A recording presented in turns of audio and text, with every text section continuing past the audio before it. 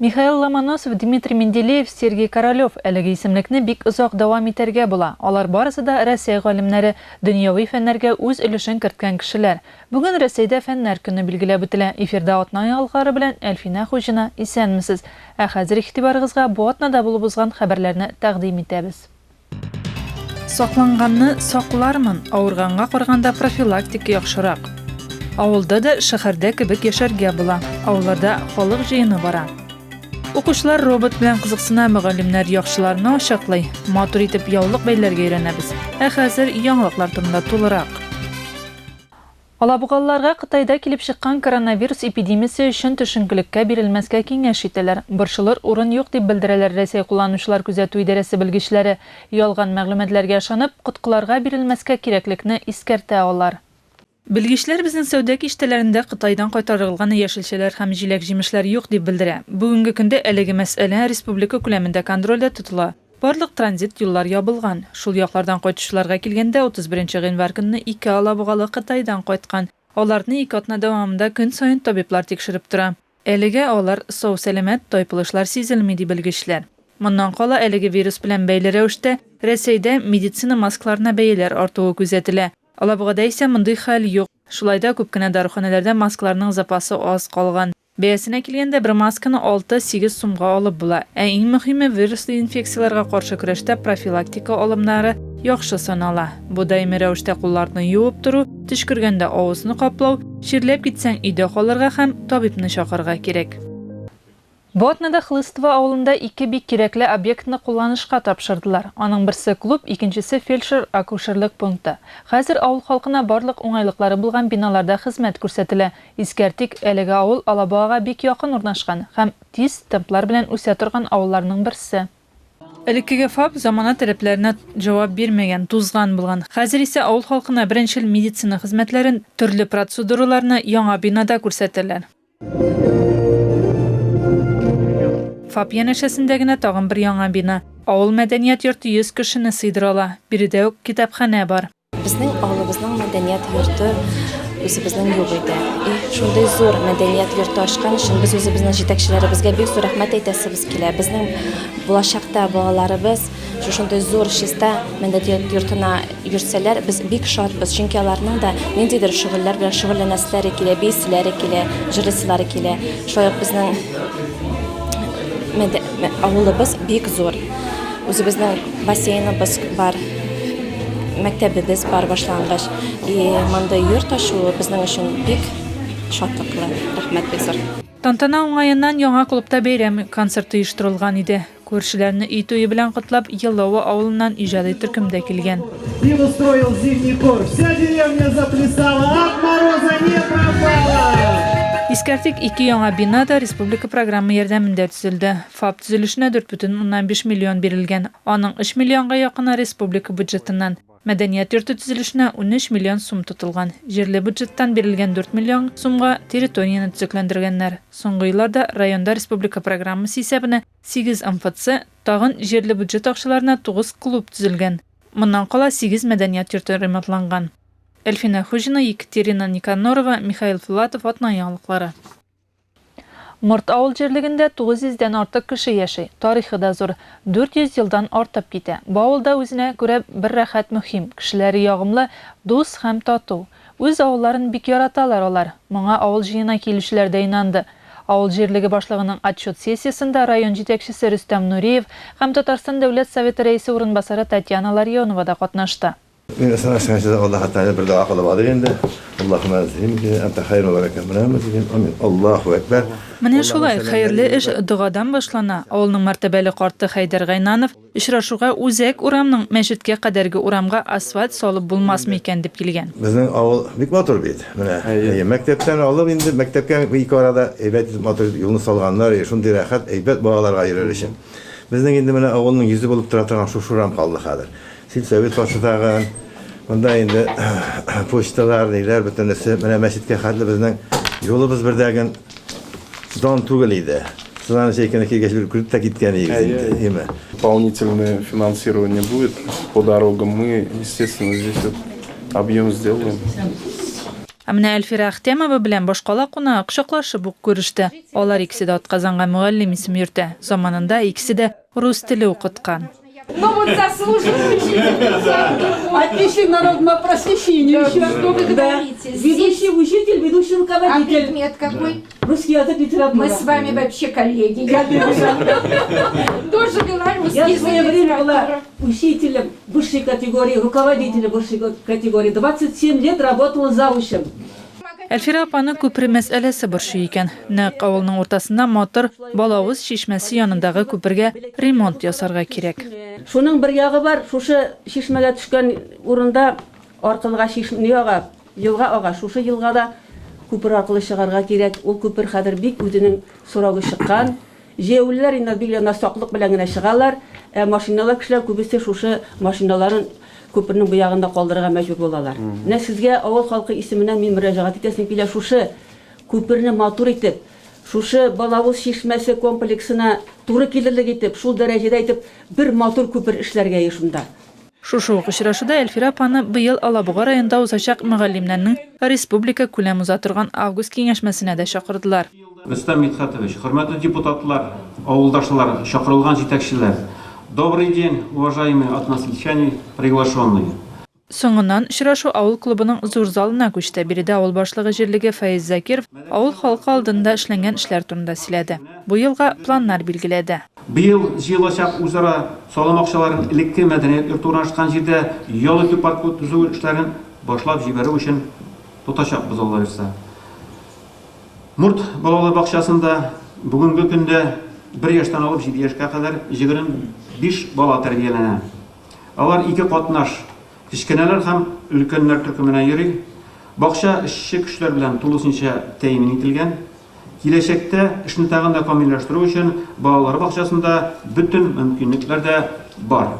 Халык белән очрашуга килгән район җитәкчесе Рөстәм Нуриев авыл халкына тырышлыгы өчен рәхмәт белдерде. Bütün sorular mena berilgen aktual. Yolda балалар ойный торган җирлекне дә тәртипкә кертү и күпер. Менә юл буенча мин әйттем инде, аның әле президентка керергә минем теге яңа глава килеп, мине кабул итәргә тиеш президент.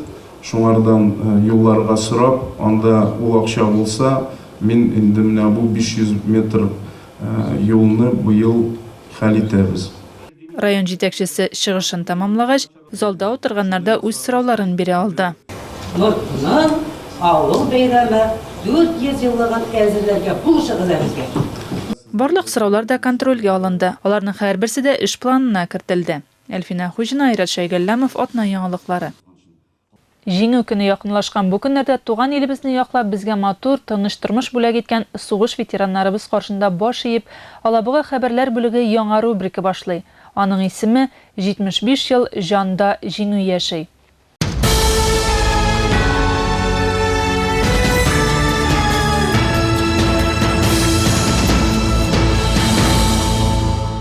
Мен әтиемдән әниемнең иң яраткан кызы идем, иң төпчек кызлары 6нчы бала. Әтием инде Бөек Ватан сугышы ветераны. Ул инде сугыш башланганда аңа 24 яшь була. Совет армиясе хезмәтеннән инде кайткан була. Авылда гына түгел, райондан да иң беренче сугышка киткән кеше була ул. Аның инде Волхов фронтына эләгә. Волхов фронтында фронты бит иң авыр фронтларның берсе була, чөнки анда сугышлар тиге җирдә бармый, сазлыкларда бара. Шуңа күрә инде алар окопларда казый алмыйлар, немец пуляларыннан да сакланырга аларга урын булмый. Шуңа күрә 1942 елда ул яраланып госпитальгә эләгә. Ул госпитальдә яткан вакытларын безгә сөйләгәне булды. Нинди авырлыклар кичергәннәрен. Госпитальдә терелеп чыкканнан соң, дәваланып чыкканнан соң ул аны яңадан сугышка озаталар.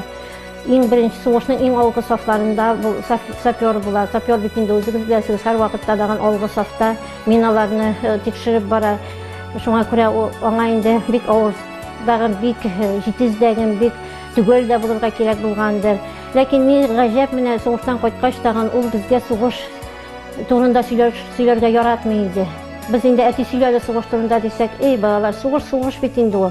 Сугышның нәрсәсен сөйлисең аның?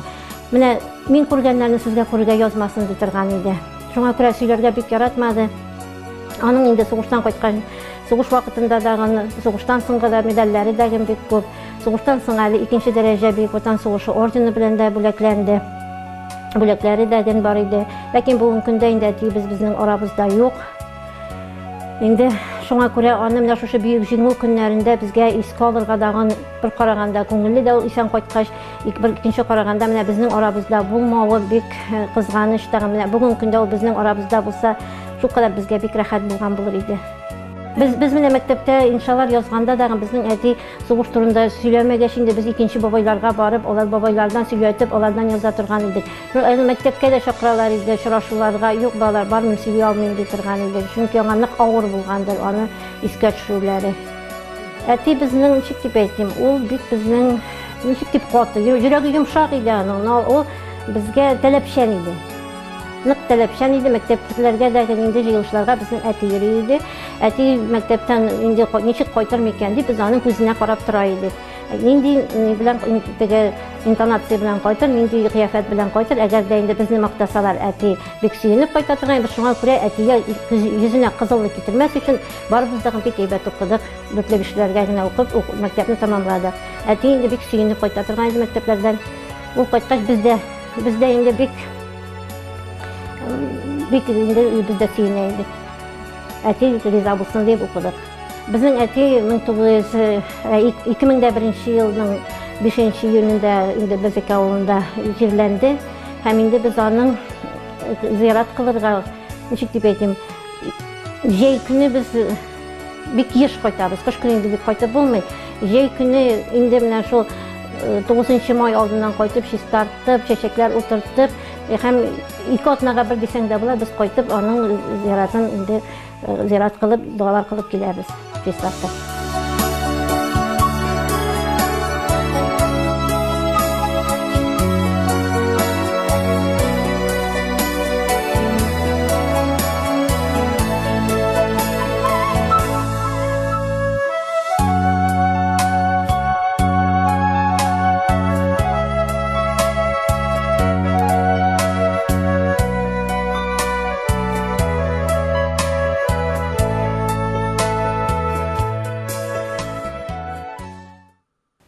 Соңгы 10 ел эчендә республикада халык саны 100 мең кешегә диярлек арткан. Шалыны урап уза торган юл салалар. Чыгарылышны озын сүзнең кыскасы рубрикасы дәвам итә. Озын сүзнең кыскасы Әлфина. Татарстан Россия төбәкләре арасында халык саны буенча 8нче урынны били. Соңгы 10 ел эчендә республикада халык саны 100 мең кешегә диярлек арткан. Әлеге күрсәткеч буенча Татарстан Федерацияның Мәскәү һәм Санкт-Петербург шәһәрләре, Мәскәү өлкәсе, Краснодар крае, Свердловск һәм Ростов өлкәләре, Башкортстан Республикасы кебек субъектларны узып китә. Шул ук вакытта 2010 ел белән чагыштырганда республикада халык саны 100 мең кешегә диярлек арткан. 3,8 миллионнан 3,9 миллионга җиткән. Татарстан башкаласының 2 лицейында уку тулысынча туктатылган. Барлыгы Казанда 34 мәктәптә 160 сыйныф карантинга ябылган. Бу хакта Казан мэриясе матбугат хезмәте хәбәр итә. Россия баш санитар табибы карары нигезендә мәктәпләрдә уку процессы грипп һәм кискен респиратор вируслы инфекциялар белән авыру сәбәпле сыйныфта 20%-тан артык бала булмаган чиракта 7 көннән дә ким булмаган вакытка туктатылырга тиеш дип хәбәр итә Мәгариф идарәсе. МЖД автоюлының Чаллыны урап уза торган участогын 2021 елда төзү планлаштырыла. Киләсе елда 90 чакрым чамасы озынлыктагы юл проекты тәмамланачак. Бу хакта Идел Нөкрәт автомобиль юллары идарәсе башлыгы урынбасары Сергей Автономов белдергән. Хәзер Чаллыны урап узу юлы проекты эшләнә. Юлны 2021 елда төзеп бетерү планлаштырылган. Быел ук төзелеш башларга планлаштырабыз дип сөйләде спикер. Автоюлның яңа участогы Татарстанның Мамадыш, Түбән Кама, Зәй һәм Тукай районнары аша узачак. 5 районнан килгән 16 мөгаллим Алабуга укучыларына дәрес үткәрде. Шәһәрдә ел укытучысы Бөтенроссия конкурсының зона этабы узды. Катнашучылар муниципаль этапның җиңүчеләре. Быел иң яхшы укытучыларны 2 номинация буенча билгелиләр. Беренчесе ел укытучысы, ул 5 елдан артык мөгаллим булып эшләүчеләр өчен, педагогик дебют яшь белгечләр арасында үткәрелә. Бәйгенең зона этабы 8нче мәктәптә узды. Һәр катнашучы дәресне таныш булмаган сыйныфта үткәрде. Укытучыларның барысы да үз эшләренең осталары, һәр кайсысының үз эш алымы бар икәне күренеп тора. Җиңүчеләр исә март аенда бәйгенең республика этабында катнашачак. Минем дәрес 4-нче класста үтә. Миңа балалар белән эшләү ныграк ошый. Безнең дәреснең темасы туган көн. Аны күңелле, бәйрәмчә итеп үткәрәмен дип өметләнәм. Барысы да шул хәзерге стандартларга туры китергә тырыштык. Миңа бик яхшы булыштылар. Бу конкурс миңа бик яхшы, бик ныклы әзерлек бирер дип уйлыйм киләчәк эштә дә. Ул арада мәктәп укучылары да замана белән бергә бара. Алабуга укучылары кичкенәдән үк дөньяны заманча технологиялар аша өйрәнә. Аларның кайсылары үзләренең графика модельләрен төзи, ә кемдер аны тормышка да ашыра. Сүз 10нчы мәктәп базасында оештырылган 3D модельләштерү түгәрәгенә йөрүшләр турында. Биредә кичкенә сыйныфларда өлкән сыйныф укучылары да шөгыльләнә. Нәтиҗәләрдә җитәрлек төрле бәйгеләрдә җиңүче икән үзләре. Хәзер сүзне егетләргә бир. Мин үземнең абыем белән уеннар ясый идек. 3D уеннар. Һәм без килештек, анда төрле модель ясыйсы булганга, модельләрен өйрәнергә тиеш идек булган идек. Шуңа күрә узакламыйча мин бер программаны алып модельләр ясый башладым.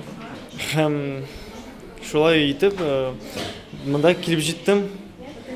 Дуслар белән без өйрәнәбез һәм төрле белән шөгыльләнәбез. Бүгенге көндә исә бу укышлар Анапада узачак бөтен Рәсәй конкурсына әзерләнә. Бөтен дөнья хиҗаб көнендә алабугалар өчен гадәти булмаган чара үткәрелде. Шәһәрнең бер сәүдә үзәгендә хатын-кызлар өчен яулык бәйләү буенча мастер-класс үткәрелде. Әйтергә кирәк, бөтен дөнья хиҗаб көне әле ул бик яшь бәйрәм, әмма ул елдан-ел популярлаша бара. 2015 елда акцияны дөньяның 116 иленнән 10 миллион кеше хуплап чыккан. Яулык бәйләү серләренә Гөлназ Гайнида төшенеп кайтты. Үзәккә килеп кергәч, кинәт үзеңне аллы-гөлле чәчкәле бакчада дип хис итәсең. Тирә-юньдә купшы, чәчәк исләре таралган, янәшәдә күзне төрле төстәге яулыклар иркәли. Бөтен дөнья хиҗаб көне уңайыннан биредә дөрес һәм матур итеп яулык бәйләргә өйрәтү буенча мастер-класс уздырылды. Все вот эти стереотипы о том, что хиджаб – это терроризм. Терроризм дигән уйдырманы юк итәсебез килә. Һәр диннең үз атрибуты бар. Исламда ул яулык. Яулык тыйнаклык, Аллаһка буйсынуны аңлата. Яулык астында хатын-кыз үз матурлыгын яшерә. Бу аның ябык булуын күрсәтми. Бу матурлык аны саклый. Яулык кигән ханым туташ моңа рухи яктан да әзер булырга тиеш. Бүген генә бәйлим дип әйтә алмыйм яулыкны, чөнки мин татар кызы, мөселман кызы дигәндәй, шуңа күрә төрле ашлар үткәргәндә, бәйрәмнәрдә, мәчеткә барганда, укуларга ниндидер дини укуларга барганда, әлбәттә инде яулыкны бәйлим. Һәм гомумән яулыкны менә бер бәйләгәч, ничектер үзеңне шундый защищенный итеп хис итәсең. Әйе. Яулык бәйләүнең үз тәртибе бар. Яулык бәйләгәндә мөслимәнең бите генә күренергә тиеш. Ягъни аның колагы, чәче, муены яулык астында калырга тиеш. Хәзер яулыкларны матур итеп бәйләү өчен әнә булавка, брош кебек әйберләрнең җаның нинди интелли шундыйын сатып алырга була ди яулык бәйләү серләренә өйрәтүче мөслимәләр. 2 сәгать эчендә алар Алабуганың 50дән артык хатын-кызын матур итеп яулык бәйләргә өйрәтте. Яулыкларым өйдә бик күп. Көн сайын теге 5 көнгә любойны кисәң дә була дигән сыман. Яратасың яулыклар? Әйе, яратам. Яулык кигән хатын-кыз матур чутланамы син шәмле яулык? Әлбәттә, миңа калса яулык кигән хатын-кыз матур, мөлаем, гүзәл күренә. Шулай дип уйлыйм. Яулык гомумән бик күркәм нәрсә. Хатын-кызларга уже яулык бәйләгән хатын-кыз бөтенләй икенче төрле. Аның торышы да, үзенең тотышы да, ул бөтенләй икенче төрле. Аның янында да начар сүз сөйләмиләр. Беренчедән менә керәсең, любой җиргә керәсең, син яулыктан булгач, синең яныңда уже кеше үзен үзе икенче төрле тота. Даже менә иратлар нинә керсәң дә, бөтен җирдә дә яулык бик зур һәм бик күркәм әйбер. Аны просто так теккә генә уйлап тапкан әйбер түгел. Ул саклый да, яклый да дип әйтәсем килә, бик күркәм әйбер. Бүләк бездән менә бу чәчәк белән палантинны бирәбез. Матур иттереп бәйләргә сезгә насыйп, Аллаһ Тәгалә насыйп итсен. Амин, амин. Бик зур рәхмәт. Әле менә шы һәр килгән кешегә, шушы чарада катнашкан һәр мөслимәгә, һәр ханымга менә шуны чәчәк һәм шушы яулыкны бүләк итеп тә бирәләр. Гөлназ Гайни, Рәшид Галәмов, атна яңалыклары. Бүгенгә менә шулар. Элеккеге заманнарда бу көнне борчак көне дип йөрткәннәр. Аңа карап һава торышын билгеләгәннәр. Мисалга борчаклар тавыш чыгарып тәгәрәсә, салкыннарны көткәннәр. Әгәр дә инде тавышсыз гына булса, кар бураны буласы икән. 8 февральдә туган кешеләр бу көнне борчак боткасы пешереп ашаган. Ел буена көч туплаган. Нинди генә һава торышы булса да, дөньяларыбыз тыныч булсын, исән-имин булыгыз.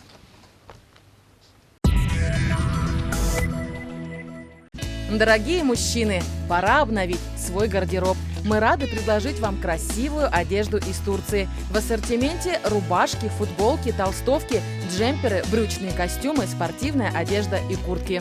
Приглашаем вас за покупками в торговый центр «Мираж». Отдел мужской одежды «Люкс».